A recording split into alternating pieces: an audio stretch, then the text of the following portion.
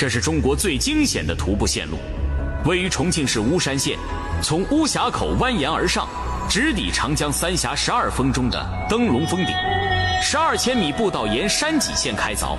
累计爬升1040米，因势就形，如龙脊盘踞，故得此名三峡龙脊。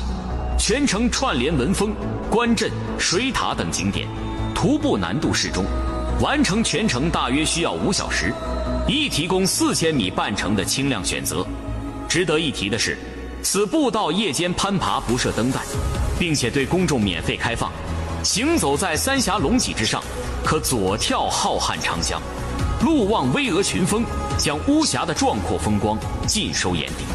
在秋风起时，漫山红叶似火，与青白岩壁、碧绿江水相互交融，每一步都是美景。